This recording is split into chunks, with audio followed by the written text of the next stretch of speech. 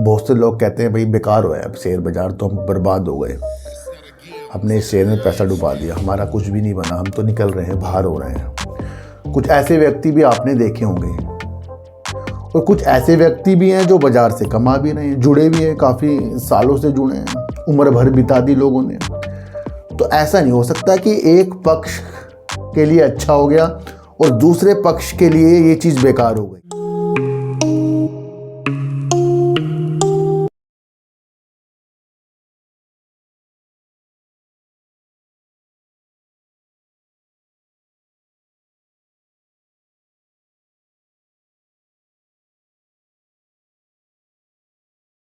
नमस्कार, मैं स्वागत करता हूं आपका अपने ही चैनल पर जिसका नाम है सार्थक बाजार से। आज हम बात करेंगे अशोक लीलैंड की और बात करेंगे आज हम यस बैंक की। सर, तो इनके ऊपर अपने विचार नहीं कह सकते, न्यूज बेस्ड चीज़ों को समझेंगे, फंडामेंटल चीज़ों को समझेंगे और साइकोलॉजी बस बात करेंगे ना, साइकोलॉजी जैसी होती है उसके हिसाब से हम बात करेंगे।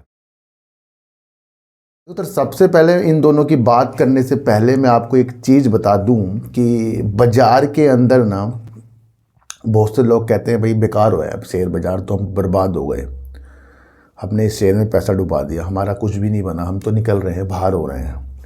कुछ ऐसे व्यक्ति भी आपने देखे होंगे और कुछ ऐसे व्यक्ति भी हैं जो बाज़ार से कमा भी रहे हैं, जुड़े भी हैं, काफ़ी सालों से जुड़े हैं, उम्र भर बिता दी लोगों ने। तो ऐसा नहीं हो सकता कि एक पक्ष के लिए अच्छा हो गया और दूसरे पक्ष के लिए ये चीज़ बेकार हो गई। ध्यान चीज़ रखना, आपको एक चीज़ बताता हूँ मैं कि अगर शराब बेकार है तो वो सबके लिए बेकार है, अगर सट्टा बेकार है तो वो सबके लिए बेकार है, अगर जुआ बेकार है तो वो सबके लिए बेकार है, और अगर बुरी आदतें बेकार हैं तो वो अच्छाई को भी बुरा कर देती है। इसलिए सबसे पहले विचार कीजिए, हमने शेयरों को देखा किस हिसाब से, हमने बाज़ारों को देखा किसके हिसाब से, हमने कंपनी को परखा किस हिसाब से, हमने शेयर बाज़ार के अंदर intraday, Nifty, bank Nifty, option, जो भी चीज़ें हैं जो एक सट्टे की तरह है उसको लिया है, या फिर हमने एक इन्वेस्टमेंट के तरीक़ों को लिया है। कोई भी बाज़ार के अंदर किसी की वजह से नहीं फंसता, वो फंसता है अपने लालच की वजह से। ये आज ध्यान रखना, एक ही बाज़ार से कोई अमीर और एक ही बाज़ार से कोई गरीब कैसे हो सकता है। गरीब होने वाला, बेकार होने वाला हमेशा इस बाज़ार को बेकार कहेगा, और जो कमा रहा है वो इस बाज़ार को हमेशा अच्छा कहेगा। बस इस चीज़ को आपको समझना है कि अगर एक व्यक्ति ने एक ही समय में शेयर बाज़ार के अंदर काम करना शुरू करा और एक ने इन्वेस्टमेंट में अपना पैसा लगाया, मान लो किसी व्यक्ति के पास दोनों ने 1-1 लाख से स्टार्ट किया और 1 साल बाद एक व्यक्ति के तो पैसे जीरो हो गए। मैं 1 लाख आपको बता रहा हूँ, ये 1 लाख से कई लाख ज़्यादा हो सकते हैं, मैं आपको 1 लाख उदाहरण दिया है। अब वो तो कहेगा बेकार है, सब कुछ बेकार है। क्यों? क्योंकि उसने किया ही इस तरीके की चीज़ें हैं जहाँ से वो रोज़ पैसा कमा रहा है, रोज़ गवा रहा है, रोज़ ये कर रहा है, वो कर रहा है, सट्टा कर रहा है ना, अलग अलग नीतियाँ कर रहा है जहाँ पर उसको करोड़पति बनना है, और एक दूसरा कर रहा है इन्वेस्टमेंट। अब 1 साल बाद जो 1 लाख रुपए से इन्वेस्टमेंट कर रहा है, या तो उसकी अमाउंट होगी 1 लाख की कुछ परसेंट ज़्यादा, 10-15%, 20% हो सकती है, बस कितनी ज़्यादा होगी, इससे ज़्यादा नहीं होगी, ठीक है। या तो वो 1 लाख अपने 1,20,000 देखेगा, या फिर वो अपने 1,70,000 देखेगा, क्योंकि भैया बाजार 1 साल के अंदर तो नहीं कमा सकते। हो सकता है 1 लाख जाकर इन्वेस्टमेंट में, अच्छे शेयरों में भी बता रहा हूँ मैं, ये बेकार शेयर की बात नहीं कर रहा हूँ, हो जाएंगे 70,000। तो अब दोनों में अच्छा कौन है? एक वो जिसने अपनी पूरी अमाउंट को डुबा दिया और बेकार बोल दिया, एक वो जो समय के साथ चल रहा है और समय पर विश्वास कर रहा है, अच्छी कंपनी पर विश्वास कर रहा है, और अपने 1 लाख को या तो उसने 1,20,000 बना दिया 1 लाख का, या उसने 70 देख लिया, यानी 30,000 का वो अब भी लॉस देख रहा है, पर उसने वो लॉस बुक नहीं किया, यानी कि वो सबसे अच्छा इंसान है। क्योंकि शेयर बाजार है ही इस चीज़ का खेल कि आप कितना लॉस कितना प्रॉफिट झेल सकते हो, देख सकते हो।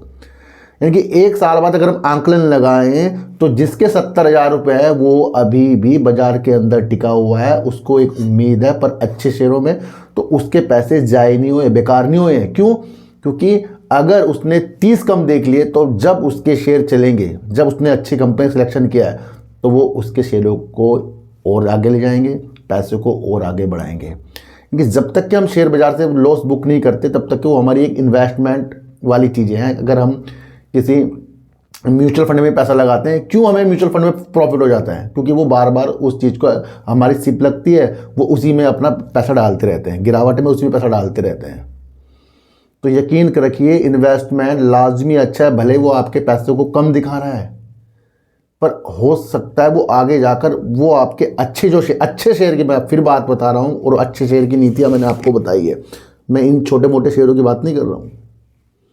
तो हमेशा याद रखना, इन्वेस्टमेंट करने वाला, रुकने वाला, दूर तक देखने वाला ही बाजार से जीतेगा, और जो रोज़ रोज़ काम करके ही करेगा वो अपनी अमाउंट को पूरा डुबाएगा और उसको बेकार कहेगा।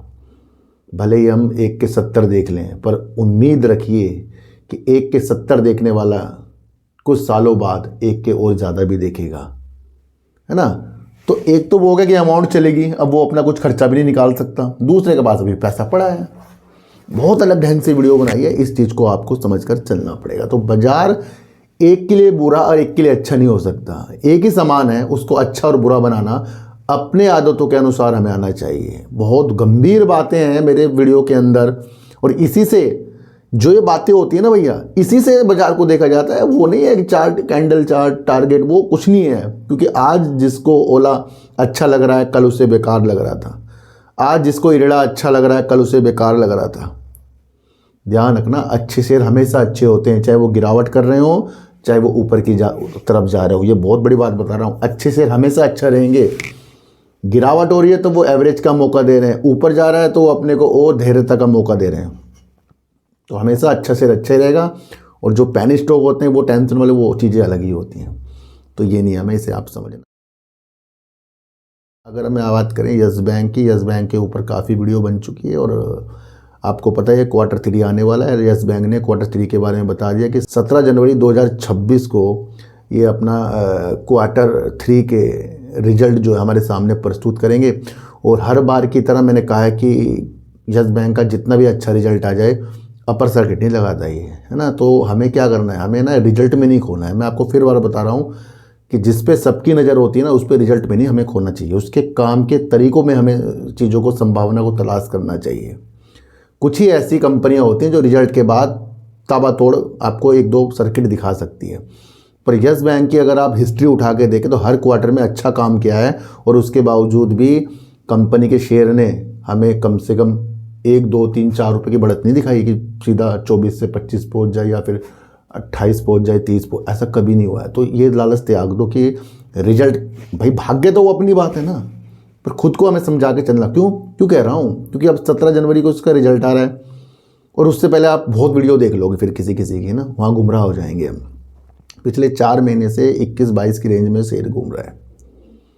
SMBC इसके अंदर 24% की हिस्सेदारी लेकर बैठ गया है। SMBC वाली न्यूज के साथ ही यस बैंक का कुछ बढ़ोतरी होनी थी, पर वो न्यूज भी यस बैंक के इसी प्राइस में खो गई है। तो ये भी आपको समझ कर चलना पड़ेगा। FIs हैं, DIs हैं कंपनी के अंदर, छोटे गवर्नमेंट है थोड़ी बहुत, और इसके अंदर है पब्लिक। तो अभी इसके NPA की स्थितियां नाजुक हैं, वो आपको समझना है। दूसरा आपको समझना है कि अनिल ग्रुप की कंपनियां जो हैं, है ना, जो अनिल अंबानी से जुड़ी हुई चीज़ें हैं, वो भी ED की स्थितियों के साथ यस बैंक का भी वहाँ नाम आ रहा है। जहाँ यस बैंक ने थोड़ा नुकसान झेला है, बहुत झेला है, तो वो जुड़ा हुआ नाम आ रहा है इसका अभी भी उससे।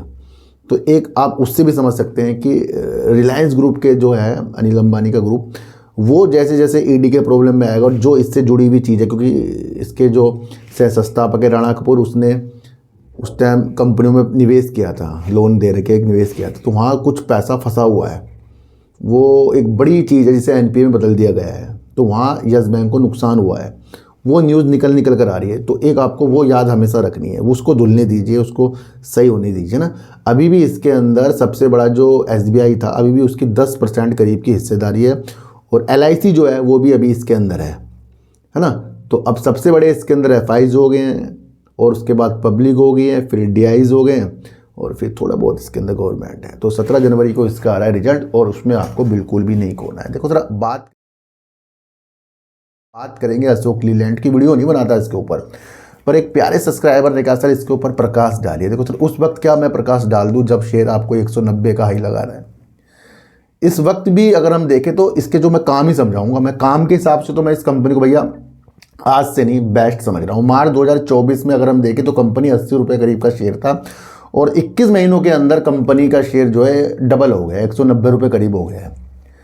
तो जब ये 80 का शेयर था तब भी हमने वो इसकी बातें की थी, क्या क्या जिस चीज़ में वर्क कर रहा है, जो उसके ट्रक आते हैं, छोटे मोटे वाहन आते हैं, हल्के भारी वाहन आते हैं, मतलब है ना। और वो रक्षा के क्षेत्र में भी कंपनी वर्क करती है।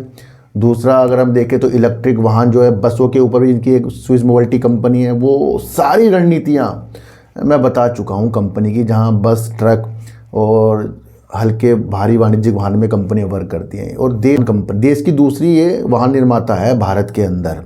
तो पहले नंबर पे टाटा, ये भी आपको कई बार बता के चुका हूँ ना। तो जब ये शेयर 80, 90, 100 में घूम रहे हैं तब भी मैं इसकी वीडियो बना कर गया हूँ। और अगर अब स्थिति आपको समझनी है तो कोई नई स्थिति अभी नहीं होगी कि जिससे हम सोचें कि इसको मैं खरीद लूँ, बेच लूँ, क्योंकि कंपनी की पहचान गिरावट में और उछाल में ही होती है। वो मैं आपको शुरुआत में समझा के जा रहा हूँ। अगर मैं यहाँ वीडियो बनाऊँ और कुछ लोग कहें जी मैंने ख़रीद लिया था, फिर ये भी मेरे लिए बेकार हो जाएगा। तो उसको भी समझना है आपको ना। तो मैं प्रकाश डालूंगा, आज भी इसके ऊपर प्रकाश डालूंगा। सबसे पहले एक चीज़ को समझेंगे कि कंपनी के अंदर काफ़ी तेज़ी आ रही है और लगातार कंपनी का शेयर भागा जा रहा है। और वो आप इसलिए भी देख सकते हैं, देश के अंदर जिस तरीके से ये अपने वाहनों की इकाइयों में वृद्धि कर रहा है वो भी अपने आप में खासी अच्छी खासी है। जिसके अंदर इसने अपनी वाहनों की बिक्री दिसंबर में, थोड़ा सा बता दूं आपको, थोड़ा सा इसकी बिक्री की लेके चलेंगे, उसके बाद और बातें करेंगे सर, है ना। तो अगर हम देखें दिसंबर 2025 में अशोक लीलैंड ने कुल 21,533 वाहन बेचे, जिसमें घरेलू और निर्यात बिक्री शामिल है, जो पिछले साल की समान अवधि में 27% की वृद्धि कर दी है इसने। और घरेलू बिक्री में करीब करीब 19,855 यूनिट रही, जो 26% की वृद्धि है। यानी कि कंपनी जो है देश के अंदर इसकी अच्छी डिमांड हो रही है, जहां ये अपनी बिक्री को महीने भर में काफ़ी बढ़ा कर गया है। ये दिसंबर 2025 का मैंने आपको डेटा बताया है, तो आपको ये समझ कर चलना पड़ेगा। तो यानी कि एक कंपनी जिस चीज़ के ऊपर वर्क कर रही है उसकी उस चीज़ में वृद्धि हो रही है। तो ये क्या है, ये अपने आप में एक पॉजिटिव संकेत होते हैं जो कंपनी के सेल को दर्शा रहे हैं। दूसरा, कुछ कंपनी कुछ उत्पाद बना रही है और उस उत्पाद की, यानी जो उत्पादन कर रही है उस उत्पाद की जो बिक्री है वो निरंतर बढ़ रही है और महीने भी बढ़ रही है, साल दर साल भी बढ़ रही है। तो यहाँ क्या देखोगे, कंपनी फिर अच्छा वर्क है भाई। अगर कंपनी की बिक्री ना हो तो वो क्यों इतना ज़्यादा उत्पादन करेगी किसी चीज़ का, ये भी आप समझो ना। वो तभी करेगी जब कुछ चीज़ें बिक रही हैं। तो उससे भी एक अंदाज़ा लगा सकते हैं कि हम यहाँ फ्यूचर इस कंपनी के अंदर दिख सकता है। तो वो आपको समझ कर चलना। अच्छा, कंपनी ने क्या कहा था, कंपनी ने ये भी कहा था कि वो निर्यात में ना आगे अगले देशों में जहाँ भी आगे की इनकी रणनीति है वहाँ अच्छा वर्ग ये कंपनी करेगी। दूसरा मैं आपको बताऊं तो ई बसों के अंदर भी कंपनी बहुत महारत हासिल करने के लिए आगे बढ़ेगी। तीसरा अगर मैं आपको बताऊं, भारत के अंदर पहला LNG ट्रक निर्माता कौन है आपको पता है, वो भी अशोक लीलैंड है। तो ये नहीं भूलना मैं कि अशोक लीलैंड भैया LNG, और किसके लिए इसने डिलीवरी की थी, महानगर गैस के लिए इसने पहली डिलीवरी जो की थी LNG ट्रक के लिए की थी। कंपनी CNG ट्रक भी बनाती है और डीजल ट्रक भी बनाती है। तो ये भी आपको समझना पड़ेगा ना। और कंपनी की जो सेल है वो भी अच्छी है, कंपनी प्रॉफिट भी कर रही है। तो वो सब कुछ कंपनी का अच्छा है। फिलहाल अगर कंपनी का शेयर बढ़ रहा है इस वजह से हमारी नज़रों में आ रहा है, ये धोखे हो जाएंगे, क्योंकि उसकी उम्मीद नहीं लगा सकते कि भैया अगर शेयर बढ़ रहा तो हमारे लिए अच्छी क्योंकि हमने तो इसकी उस वक्त भी वीडियो बनाई है जिस वक्त इसका शेयर काफ़ी नीचे था, और इस वजह से नहीं बनाई कि इसको हमें बहुत ऊपर देखना है। मैं उसको वहाँ भी काम समझा रहा हूँ और मैं यहाँ भी आपको काम समझाऊँगा, इसलिए ये चैनल अलग है ना। यहाँ तेज़ी में गिरावट में नहीं वीडियो बनती, यहाँ उनकी विधियों को समझने के लिए वीडियो बनती है। वो दूसरे चैनल है जहाँ अब यस बैंक के साथ अब इसका रिजल्ट आने वाला, आप कुछ लोग बहकाएंगे उसको। जो व्यक्ति बाजार के अंदर बहकता जाएगा वो कभी नहीं महकेगा, और जो व्यक्ति दूसरों के बहकावे में नहीं आएगा, चुपचाप बैठा रहेगा, वो महकता रहेगा। ये तो बाजार के रूल हैं, ये तो समझने पड़ेंगे। और ये जितनी जल्दी समझ में नहीं आएगा जितनी जल्दी आप उलझते जाएंगे। तो फिर किसी कंपनी के अंदर, अगर मैं एक चीज़ और बता रहा, किसी कंपनी के अंदर अगर पब्लिक कम होती जा रही है और अन्य चीज़ें बढ़ती जा रही हैं तो ये भी पॉजिटिव साइन है उसकी शेयर प्राइस के ऊपर जाने के कार्यों के, ये भी पॉजिटिव साइन है। इसको भी मैं आज आपको डिटेल में इस कंपनी के बारे में समझाऊंगा, उसको भी आपको समझना है। उससे पहले एक न्यूज देखते हैं जहां पर एफआईज जो हैं, है ना, एफआईज जो बाहर के होते हैं उनका काफ़ी अच्छा खासा रुझान जो है देखा जाए ना अगर, तो करीब करीब अशोक लीलैंड के अंदर बढ़ रहा है। अभी हाल ही में अगर हम देखें लीलैंड के अंदर 24.30% करीब की हिस्सेदारी एफआईज की है, जिनके पास करीब करीब 137 करोड़ शेयर हैं। तो ये आप समझना, एक एफआईज ने मौके का फ़ायदा उठाया, बहुत तगड़ा फ़ायदा उठाया और इतने कम रेटों में शेयरों को लिया, तो उससे बहुत फ़ायदा हो रहा है, उसके बारे में बात करेंगे। देखो सर, एक एफआईज के पास करीब करीब 10 करोड़ से ज़्यादा के शेयर हैं और वो है एफआईज नॉर्वे के, एक पेंशन फंड है उनके पास, सरकारी गवर्नमेंट पेंशन फंड है, उनके पास 10 करोड़ करीब के शेयर हैं। यहाँ पढ़ लेना कितने हैं। अब उनके पास जो 5 करोड़ शेयर थे वो थे 2016 से 2017 तक के, करीब करीब 2016 से और 2017 से उनके पास ना 5 करोड़ शेयर थे और वो अभी तक भी उनके 5 करोड़ थे। लेकिन जुलाई 2025 में उस नॉर्वे के एफआईज ने करीब करीब 5 करोड़ शेयर अतिरिक्त खरीदे, उसके बाद उनके अब शेयर 10 करोड़ हो गए। अब किस रेट पर खरीदे उन्होंने जुलाई 2025 में? वो खरीदे उन्होंने 115 और 125 रुपये के रेट में, और आज शेयर आपको 188-89 रुपये करीब मिल रहा है। तो कितना ज़्यादा उनको बेनिफिट हो रहा है, क्योंकि मार्च अगर 2024 देखें तो 80 रुपये में शेयर था, उससे पहले उनके पास 5 करोड़ शेयर ही थे, उसके बाद भी थे, तो वहाँ फ़ायदा देखिए भाई, कम में तो होंगे। दूसरा अगर हम देखें अब भी उन्होंने कम में ले लिया है, तो एफआईज इसके अंदर भी बढ़ चढ़कर हिस्सा ले रहे हैं और ये एफआईज की एक गाथा बताई गई है कि इतने शेयर उनके पास हैं, तो ये भी आपको समझकर चलना पड़ेगा। देखो सर, जुलाई 2025 से दिसंबर 2025 तक कंपनी के शेयर में करीब करीब 66% की बढ़ोतरी हो चुकी है, करीब करीब 66% शेयर बढ़ चुका है। ये भी आपको ध्यान में रखकर चलना पड़ेगा। दूसरी एक न्यूज़ निकल कर आ रही है, अभी हाल ही की न्यूज़ है, इस न्यूज़ को भी आपको समझकर चलना पड़ेगा। एवीजी लॉजिस्टिक एक कंपनी है, इसका शेयर भी आता है। मैं इस कंपनी के बारे में, इस शेयर की चर्चा नहीं कर रहा हूँ, पर इस कंपनी के काम की वजह से अशोक लीलैंड की एक न्यूज़ निकल कर आई है, जहाँ पर एवीजी लॉजिस्टिक ने नेस्ले इंडिया और अशोक लीलैंड के साथ एक करार यानी कि एक समझौता कर लिया है, जहां पर एवीजी लॉजिस्टिक जो है नेस्ले इंडिया के जो उत्पाद होते हैं उसको वो एक जगह से दूसरे जगह तक ले जाने के लिए ग्रीन ऊर्जा की तरफ यानी सीएनजी ट्रकों के साथ जो अशोक लीलैंड मुहैया कराएगा, उसमें उसने कार्बन मुक्त होने के लिए उसका एक सपना है एवीजी लॉजिस्टिक का, वो ये है कि वो किसी तरीके से प्रदूषण कम करे, क्योंकि भैया अगर एक स्थान से दूसरे स्थान तक के कुछ चीज़ें जाएंगी, यानी कि कंटेनर कॉर्पोरेशन ऑफ इंडिया जो वर्क करता है उसी तरीके की ये कंपनी है एवीजी लॉजिस्टिक, पर ये रेल के द्वारा, हवाई जहाज़ के द्वारा और सड़क के द्वारा ज़्यादा वर्क करती है, ये आप समझ कर चलना। तो सड़क में जैसे प्रदूषण भैया डीजल वाले ट्रक चलेंगे तो उससे प्रदूषण ज़्यादा हो जाता है, तो उसको कम, इनका एक सपना है उसे कम करना है। या तो इलेक्ट्रिक वाहनों की तरफ जाएगी, ये बता रही है कि इलेक्ट्रिक वाहनों की तरफ, या फिर बिजली से जो ट्रेन चलती है वो तो होती है, दूसरा सीएनजी ट्रक की तरफ या फिर एलएनजी ट्रक की तरफ। तो इनके एक सपने हैं कि प्रदूषण मुक्त चीज़ें की जाएं। अच्छा, सीधे शब्दों में अगर मैं आपको बताऊं तो नेस्ले इंडिया जो है उसके जो एफएमसीजी प्रोडक्ट आते हैं उसके अंदर ना तापमान रहित चीज़ें होती हैं कि भैया उसके जो भी चॉकलेट है, प्रोडक्ट है, कुछ और अलग अलग नीतियाँ हैं उसकी, तो वो जो प्रोडक्ट होते हैं उनको ना एक तापमान के साथ रखना चाहिए, जैसे कोल्ड स्टोरेज होते हैं। तो ये जो एवीजी लॉजिस्टिक कंपनी है ये एक स्थान से दूसरे स्थान तक माल तो भेज देती है, साथ में इसके पास वेयर हाउसिंग है, दूसरा इसके पास कोल्ड स्टोरेज है ना, और सड़क के परिवहन की भी कंपनी को पूरी नॉलेज है, तो वो सारी चीज़ें इसके पास है। तो ये सीधा सीधा नेस्ले इंडिया की सेल बढ़ाने के लिए और ज़्यादा उसके उत्पादों को अलग अलग स्थान से दूसरे स्थान तक ट्रकों के द्वारा, सीएनजी ट्रकों के द्वारा भेजने के लिए, तो इसने नेस्ले इंडिया और अशोक लीलैंड के साथ एक साझेदारी कर ली है। अब समझ में आया कि अशोक लीलैंड तो ट्रक बनाता है सीएनजी, नेस्ले इंडिया उत्पाद बनाती है, ये एवीजी लॉजिस्टिक कंपनी है, इसको भी आप देख सकते हैं, ये एक स्थान से दूसरे स्थान तक के सामान भेजती है, एक तरह का मतलब कोरियर समझ लो एक, इस हिसाब से आप अगर आप समझ सकते हो, ट्रांसपोर्ट का वर्क करती है। तो वो एक करार है, सीधे शब्दों में आप ये समझ कर चलें। तो अभी की ये न्यूज़ है, तो ये नेस्ले इंडिया तीनों के लिए अच्छी न्यूज़ है, तो आप ये समझ कर चल सकते हैं। देखेंगे अशोक लीलैंड का पूरा फंडामेंटल नहीं चेक करेंगे, थोड़े अंदाजे लगाएंगे इसके शेयर होल्डिंग पैटर्न को देखकर हमें क्या दिख रहा है वो आप समझकर चलना, क्योंकि वो भी हमें समझना बहुत ज़रूरी हो जाता है। देखो सर मैं आपको बताऊं, देखो सर अशोक लीलैंड के प्रमोटर तो भैया 51.52% ही हैं।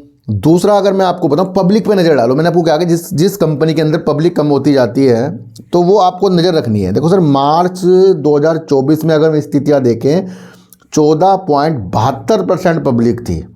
अब वहाँ से शेयर जैसे जैसे जैसे आगे बढ़ा तो पब्लिक वहाँ कम होती गई, यानी कि पब्लिक ने अपना प्रॉफिट लेकर बैठती गई। जून, समझ रहे हैं मेरी बात को, 14.72% से 12.24% जून 2024 में होगी, सितंबर 2024 में 11.66% होगी। आप क्या समझ रहे हैं ये? आप ये समझें कि हर क्वार्टर में, यानी कि हर जो 3 क्वार्टर का दिखा रहा है, चीज़ें दिखा रहा है, उसके अंदर पब्लिक कम होती गई हैं। दूसरी अगर मैं स्थिति आपको बताऊं तो दिसंबर 2024 में 11.28%, फिर अगर हम देखें तो मार्च 2025 में 10.84%, जून 2025 में 10.67%, और अगर हम अब देखें तो 10.51%, यहाँ 14% से कंपनी के अंदर पब्लिक अब 10% रह गई। तो हर क्वार्टर में कंपनी की जो होल्डिंग है पब्लिक में वो कम हुई है। आप ये समझ कर चलें कि 2024 मार्च से पब्लिक जो 14% करीब की थी वो धीरे धीरे धीरे धीरे कम हुई, और इसी दौरान अगर आप देखें तो यहाँ पर शेयर प्राइस भी बढ़ा है। अब प्रमोटर 51.51% हो गए हैं, एफआई 24.32% हो गए हैं, डीआई 13.59% हो गए हैं, और पब्लिक कंपनी के अंदर 10.51% हो गई है। तो ये आप समझकर चल सकते हैं, यानी कि यहाँ पब्लिक जो है धीरे धीरे धीरे कम हुई है। तो आज मैंने आपको बहुत अनोखे विचार बताए हैं कि जहाँ पब्लिक ऐसे ऐसे नीचे आए तो वहाँ स्थितियाँ देख लेना, और अगर पब्लिक ऐसे ऐसे ऊपर जाए किसी भी कंपनी के अंदर तो वहाँ वो स्थिति आप समझ सकते हैं, परख सकते हैं। तो एक चीज़ से बाजार को नहीं देखा जाता कि मैं आज काम देख लूँ जी, मैं शेयर होल्डिंग पैटर्न नहीं देख रहा जी, मैं फंडामेंटल चेक नहीं कर रहा जी, मैं न्यूज़ नहीं देख रहा जी, बस चार्ट और ये चीज़ें हैं, ये तो मैं परे रखता हूँ, मैं तो वो चीज़ें देखता हूँ। तो बहुत तरीक़ों से चीज़ों को देखा जाता है ना। तो आज अगर वीडियो बनाइए 190 पे, इसलिए नहीं बनाइए भैया, मैं तो बहुत पहले से इस पे वीडियो बना रहा हूँ, मैं तो काम फिर भी आज आपको इसको समझा के जा रहा हूँ। तो आज की वीडियो आपको कैसे लगी? देखो सर फिर बता रहा हूँ, किसी को भी खरीदने बेचने की नीतियाँ मेरे चैनल पर बिल्कुल भी नहीं है। जब आप बाज़ार में खुद को मजबूत, लालच को त्याग कर करते जाएंगे, आपकी आंखें खुलती जाएंगी। मैं आपको बता रहा हूँ, आंखें खोलिए, सच्ची निगाहों से चीज़ों को देखिए, किसी की भी बातों में मत आइए, किसी के कहने पे शेयर को बिल्कुल भी नहीं खरीदना। जो भी चीज़ें बाज़ार के अंदर सबके सामने है, किसी से कुछ छुपी नहीं है, कुछ भी चीज़ किसी से बाज़ार के अंदर छुपी नहीं है। शेयर प्राइस आपके सामने नीचे जा रहा है, आपके सामने ऊपर जा रहा है, सब आपके सामने हो रहा है। हम जो कमाते हैं फंसते हैं, सब अपने द्वारा हो रहा है। लालच को त्यागिए, मैं आपको फिर कह रहा हूँ। आज की वीडियो आपको कैसी लगी एक बार ज़रूर बताना। मेरा कोई टेलीग्राम, कोई व्हाट्सएप ग्रुप नहीं है, ना ही आज तक मैंने बनाया है। तो सर सच्ची वीडियो देखिए, अच्छी वीडियो देखिए, समझ कर देखिए, चीटी को आटा दीजिए, गाय को रोटी दीजिए, और अपने बच्चों को ज़्यादा से ज़्यादा प्यार कीजिए, क्योंकि बच्चे ही आपकी मासूमियत से किस्मत पलटेंगे। तो फिर मिलेंगे आपसे नई वीडियो के साथ, जब तक के लिए नमस्कार।